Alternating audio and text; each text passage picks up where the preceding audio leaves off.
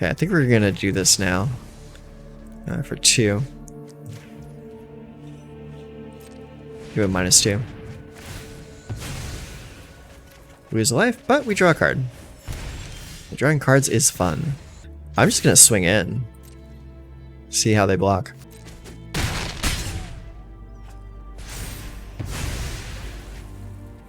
Solve all. Okay, I draw another.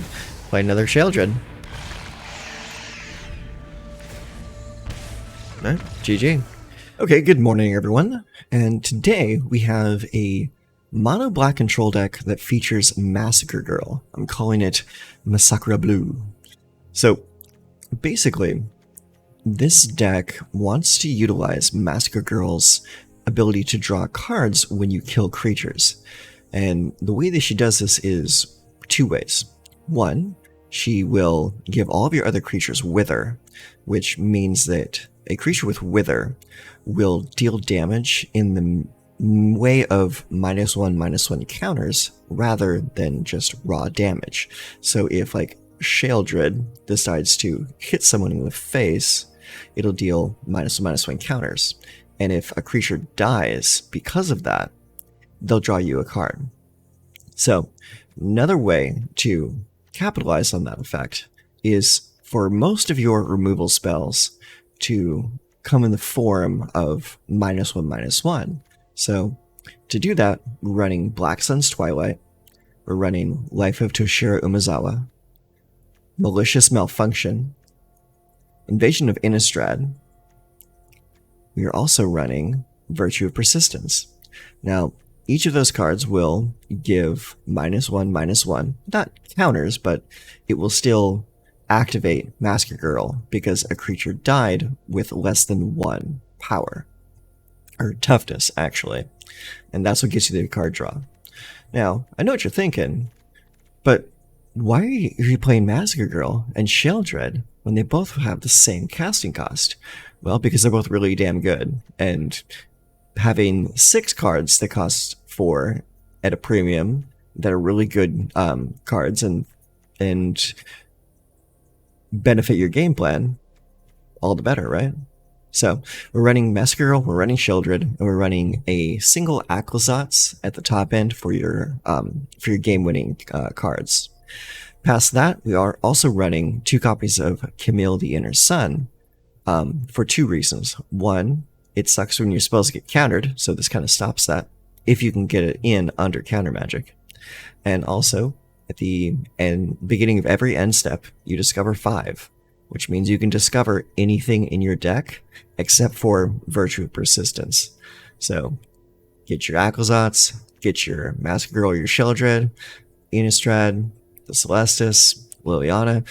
Anything in here can be discovered off of Camille other than Virtue of Persistence, which is fine. It's like only dodging 1 card with Camille is pretty good. The Greedy Freebooter is also in here as a good blocker in the early game that also kind of dirty ramps you in the form of a treasure token. So that can help you get to sheoldred or Massacre Girl faster, or even to Camille a turn faster, which is great. Also, a single Celestis in here for a little bit of ramp and a little bit of card draw on turns when you're not doing a whole lot. Liliana's here to help you just keep the board manageable while you are getting up to turn 4, 5, and 6. So this is pretty much the deck. It is a heavy removal control shell that wants to capitalize on Massacre Girl's card draw effect. In the lands, we're running 4 Obscura Storefront just to thin out the deck a little bit so we're not drawing too many lands in the late game. 4 copies of the Mirrex to give us a source of creature pressure when we are facing against a player that isn't really being a whole lot of like, what's the word? When an opponent isn't really applying pressure themselves, we can still apply pressure ourselves by putting out Mirrex tokens at the end of our opponent's turn when they don't do anything else. So if like an opponent is afraid to develop their board because they know we're playing control, we can still apply pressure at the end of their turn by using that unspent mana to make tokens. 1 Takanuma, and 17 swamps. So there you go. It's 26 lands, gobs of removal, and a few win conditions at the top end. So there it is. Let's go play some games. Okay, so we're looking at 2 swamps, a greedy freebooter, 2 sheoldreds, an Aquazotz, and a Virtue of Persistence. We'll keep it.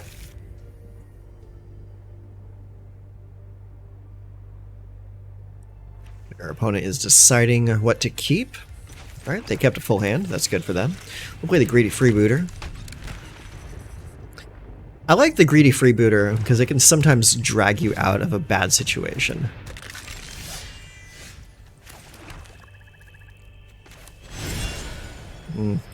Let's cancel that, actually. No attacks. I want him to attack into it.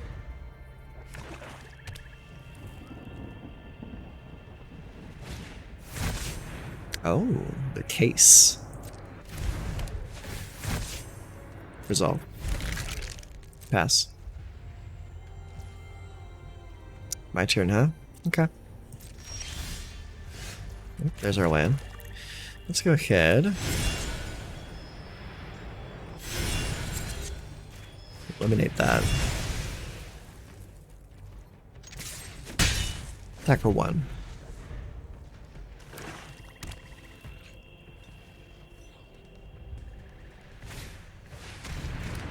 Oh, ourselves a little skeleton deck here. That's kind of cool.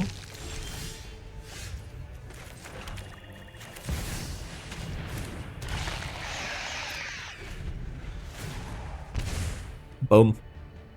Well, they did not hold priority before taking that 2 damage. That tells me they don't have removal in their hand. Or at least removal that they could have played during the upkeep.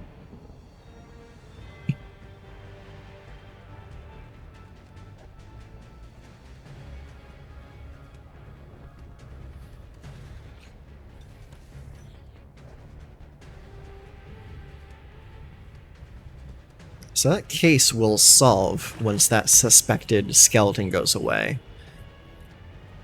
So we probably just want to block this skeleton here. The pirate.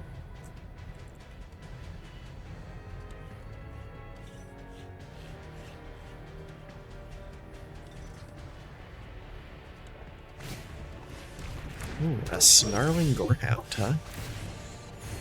Alright, let's go ahead and play Massacre Girl. Should we attack with that? Yeah, because he can't block with the suspected creature. So we'll attack with that.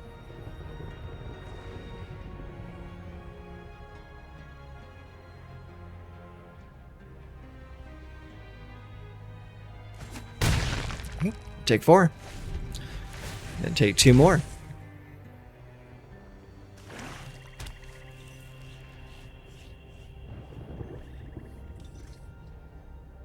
I like these Monoblack mirror matches, just because there's so many different ways to build black that you never really know what you're going to come up against.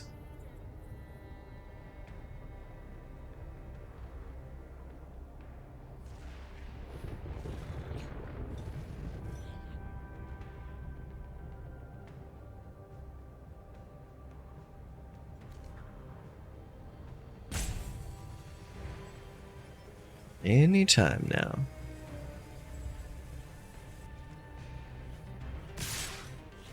Alright, coming at me, huh? Alright, well, I'm gonna block that. Alright, Massacre Girl draws a card. Thank you. And we gain 2 life. Thank you again. It's a pretty good little combo right there.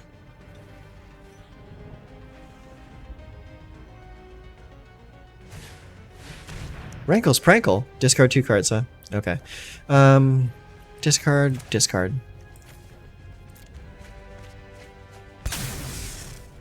Sacrifice 2 creatures. I will sacrifice that. And that. Scry that down. I don't need that right now.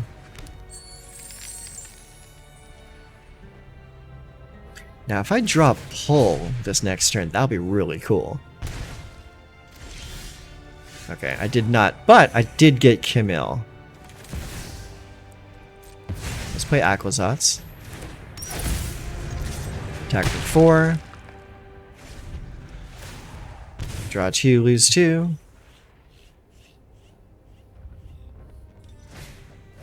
Corpse of the Lost comes back.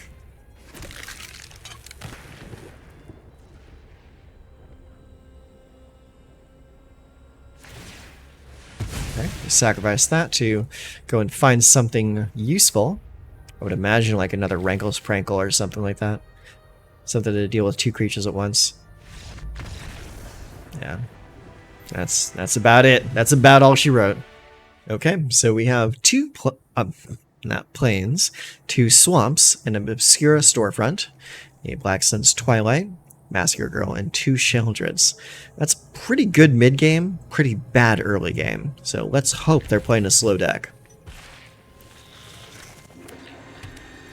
Play Niganjo into Lunarch Veteran. Okay, so they might be playing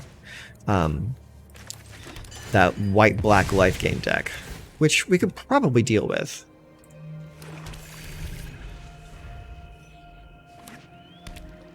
Oh, no, they're playing Esper.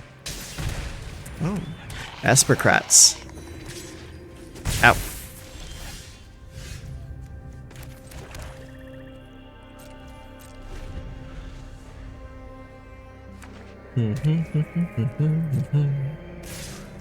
Coming with both.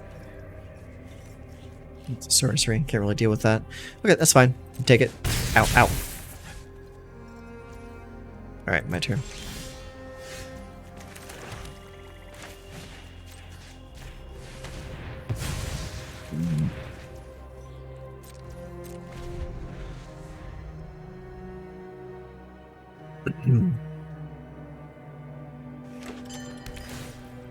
Alright, they play an Obscura Storefront. They'll get a land. Gain a life from it going away. Get themselves an island. This land is Island. Alright, my turn. We get a Mirex. And we will open with Massacre Girl and try to draw out a counter spell. They did not hold priority for any reason, so looks like they didn't have a counterspell ready. Despite having a lot of blue sources. Oh, that is a very pretty island. I like that. Cleric. Okay. Oh, so this is just a straight up Cleric's tribal deck. Okay. I'm into it. Alright, let's go and play that. Let's see here. I'm going to attack for 4. Let's see if they choose to block. They did not choose to block. Okay. So let's see. Sacrifice another cleric, search your library for a black creature card, put it onto the battlefield. They do have the mana to get away with that, though. So let's open with a sheoldred. There we go.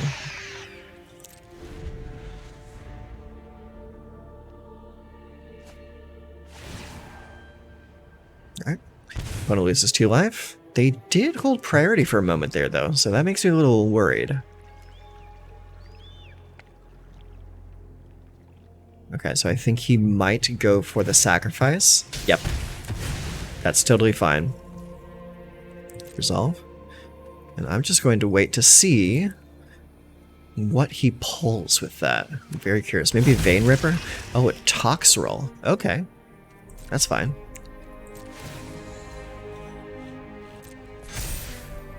My turn. Okay, draw a card. Let's see here. We're just gonna go for the throat that.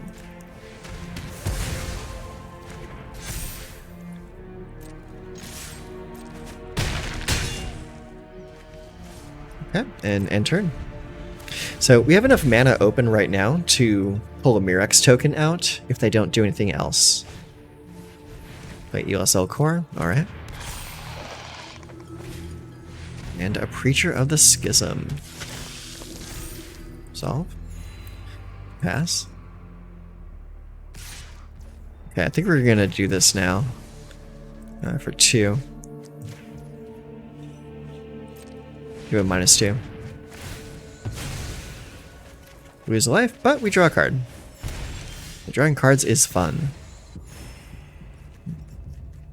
I'm gonna go with the swamp for right now because I kind of want to cast outrageous bribery or outrageous robbery. I mean, let's see. I'm just gonna swing in, see how they block. Okay.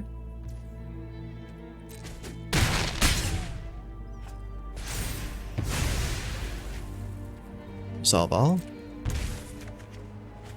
Okay, I draw another. Play another sheoldred. Alright, GG. Okay, so we have 2 storefronts and a swamp. Greedy Freebooter, Edict, Sheoldred, and Virtue. This is a decent hand. I'm going to keep it.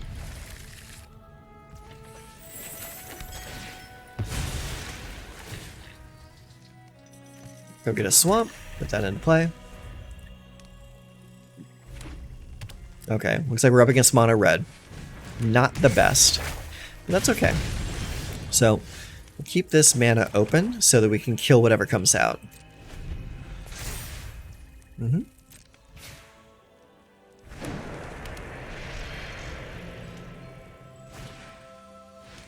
Yep. Resolve. Resolve.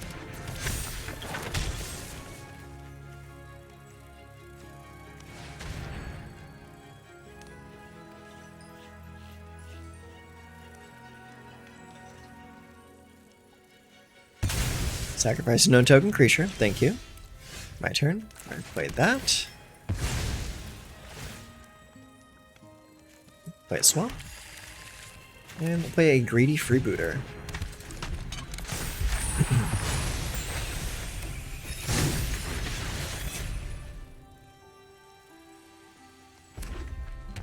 Alright, we got a mountain coming out. And a monastery swift spear. Cool.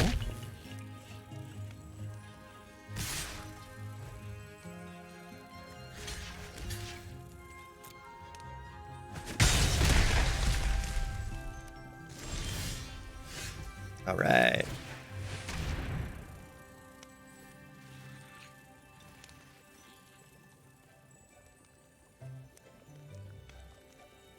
He might cast a spell to save his Monastery Swift Spear. Yep. That's what I thought. Get rid of one of them, though. We'll get rid of the other one next time. Case of the Crimson Pulse. What does that even do? Here's the battlefield. Discard a card, draw 2 cards. Okay, that's the one where you dump your hand and it starts drawing cards for you. Alright. Land for turn. Let's go 3. And give us the Celestis. Then use this to eliminate the creature.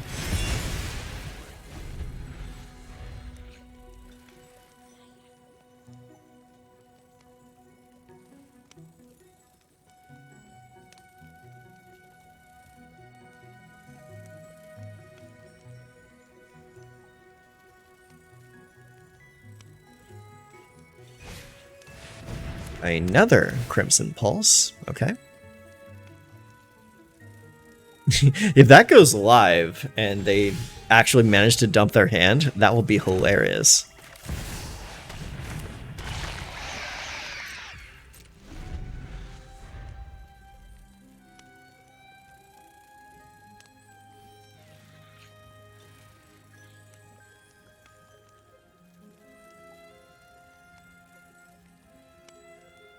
Oh, they're holding priority before the draw, so that tells me that they have some potential answers. But do they have enough mana to pull it off is the question. Because they could have like a shock and a lightning strike to combine and get rid of her. But they'd be just ruining their entire turn to do that.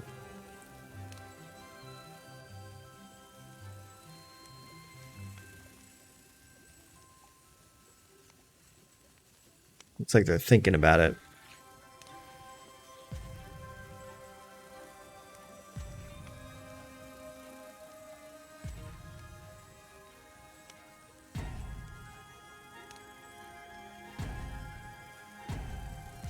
So that's one timeout used.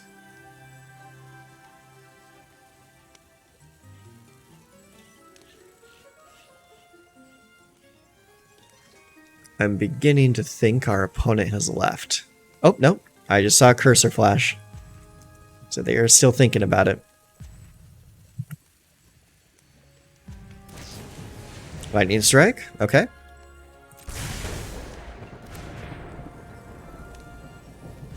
And then do they follow up with a play with fire?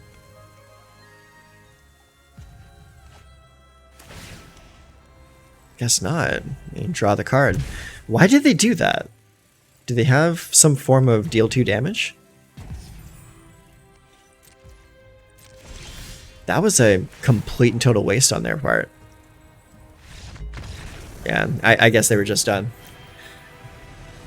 Typically, that's what happens when you're playing against mono red. If you can manage to beat their initial salvo, they pretty much just falter. Okay, so here we are with the post-game wrap-up, and my thoughts on this deck are pretty much what you would expect. Like, me being a control player, loving Monoblack, this is a pretty decent way to go about it. Might want to mess with the numbers a little bit on how many of each you want to play. Is 4 greedy freebooter too many? I personally don't think so, because I really want to maximize the amount of, or my possibilities of getting greedy freebooter in the early game to stop an opponent. Because it does a really good job of just putting a chump blocker in front of like a big dinosaur or a big like spear hand. Other than that, Sheoldred's Edict, really strong in this deck, just for the ability to make your opponent sacrifice a planeswalker out of nowhere or sacrifice a single creature.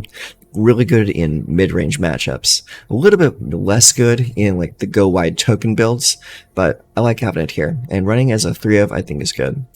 Outrageous Robbery is truly outrageous. It is just such a fun spell to cast. Didn't get a whole lot of opportunities to showcase it in the games played today, but it is a really strong draw spell, especially because you get to draw potential win conditions from your opponent.